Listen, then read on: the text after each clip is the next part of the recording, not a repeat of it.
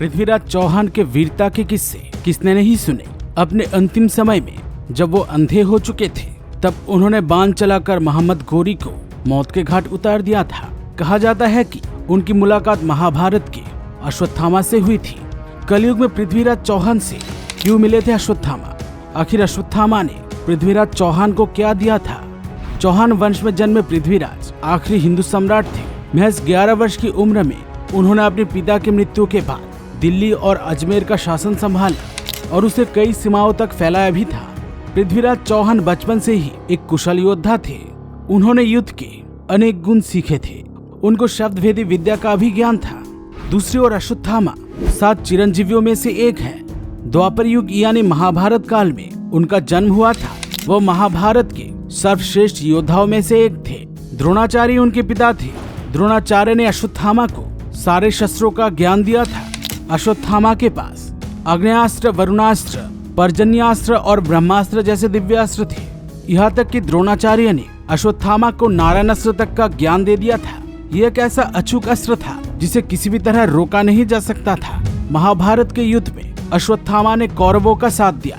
दुर्योधन की मृत्यु के बाद अश्वत्थामा ने उत्तरा के गर्भ में ब्रह्मास्त्र चला दिया था, जिसके कारण भगवान श्री कृष्ण ने अश्वत्थामा की दिव्य मणि निकाल ली थी। इसके बाद उन्होंने अश्वत्थामा को चिरकाल तक भटकने का श्राप दिया था। इसलिए आज भी अश्वत्थामा जीवित है। मध्य प्रदेश के बुरहानपुर शहर से 20 किलोमीटर दूर असीरगढ़ के किले में भगवान शिव का एक प्राचीन मंदिर है। कहते हैं अश्वत्थामा आज भी हर रोज इस मंदिर में भगवान शिव की पूजा करने आते हैं। लेकिन क्या आप जानते हैं, एक बार अश्वत्थामा से पृथ्वीराज चौहान की मुलाकात हुई थी। आखिर कैसे अश्वत्थामा से मिले थे पृथ्वीराज चौहान? और अश्वत्थामा ने पृथ्वीराज चौहान को ऐसा क्या दिया था जिसके सहारे पृथ्वीराज ने गोरी को मौत के घाट उतार दिया था? लेकिन वीडियो में आगे बढ़ने से पहले अगर आप हिंदू धर्म से जुड़े रहस्यों के बारे में जानना पसंद करते हैं तो इस चैनल को सब्सक्राइब जरूर करें और बेल आइकन दबाना मत भूलें। पृथ्वीराज बहुत ही कुशल योद्धा थे। उन्हें युद्ध में परास्त करना नामुमकिन था। बचपन में ही उन्होंने धनुर्वेद में महारत हासिल कर ली थी। उनके युद्ध कौशल को देखकर उनके गुरु बहुत ही संतुष्ट हुए थे। मोहम्मद गोरी और पृथ्वीराज के बीच बहुत बार युद्ध हुआ था, लेकिन हर बार पृथ्वीराज के हाथों गोरी परास्त हुआ।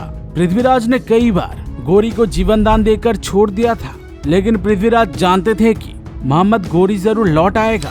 उस समय भी मान्यता थी कि असीरगढ़ के किले में अश्वत्थामा रोज शिव जी की पूजा करने आते थे। ये बात पृथ्वीराज भी जानते थे।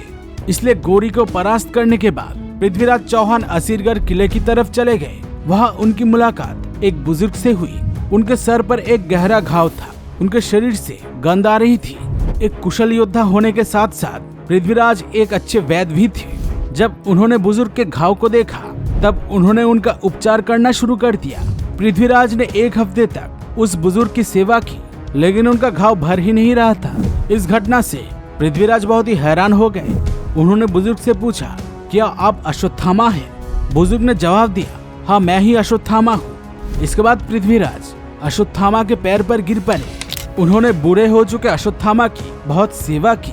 अश्वत्थामा के पिता द्रोणाचार्य कौरव और पांडवों के अस्त्र गुरु थे। उन्होंने अश्वत्थामा को सभी दिव्यास्त्रों का ज्ञान दिया था। इसलिए पृथ्वीराज ने अश्वत्थामा से दिव्यास्त्र सीखने की मांग की। तब अश्वत्थामा ने कहा, पृथ्वीराज, दिव्यास्त्रों का ज्ञान प्राप्त करने के लिए योद्धा का शरीर सूर्य की भांति शक्तिशाली होना पड़ता है। दिव्यास्त्र चलाने के लिए दिव्य धनुष की भी आवश्यकता होती है। एक दिव्य धनुष को उठाने के लिए जितनी शक्ति चाहिए वो आज के मनुष्य में नहीं है। इसलिए इस कलयुग में किसी को दिव्यास्त्र का ज्ञान देना संभव नहीं है। अश्वत्थामा की बातों से पृथ्वीराज चौहान बहुत ही दुखी हो गए। महाभारत काल में कुछ गिने चुने योद्धाओं को ही शब्दभेदी विद्या का ज्ञान था। इस शिक्षा की जानकारी महाराज पांडु को थी। साथ ही कर्ण, अर्जुन, पितामह भीष्म और गुरु द्रोणाचार्य को भी थी। गुरु द्रोणाचार्य से ये शिक्षा उनके पुत्र अश्वत्थामा तक पहुंची। पृथ्वीराज को निराश देखकर अश्वत्थामा ने उन्हें शब्दभेदी बाण चलाना सिखा दिया। इसके साथ ही अश्वत्थामा ने उन्हें 3 शब्दभेदी बाण भी दिया। इसके बाद जब गोरी के साथ पृथ्वीराज का युद्ध हुआ तब गोरी ने किसी तरह पृथ्वीराज को परास्त कर दिया। इसके बाद क्रूरता दिखाते हुए गोरी ने पृथ्वीराज पर बहुत ही अत्याचार किया। गोरी ने उनकी दोनों आंखें निकाल ली। उस दौरान पृथ्वीराज चौहान के बचपन के मित्र जयराज कवि चंदवरदाई फकीर की वेशभूषा में गोरी के पास पहुंचे थे। उन्होंने गोरी से कहा कि पृथ्वीराज को शब्दभेदी विद्या आती है। वो बिना देखे ही किसी भी लक्ष्य को भेदने में सक्षम है। इस बात पर गौरी को विश्वास नहीं हुआ, इसलिए इस अजूबे को देखने के लिए वो राजी हो गया।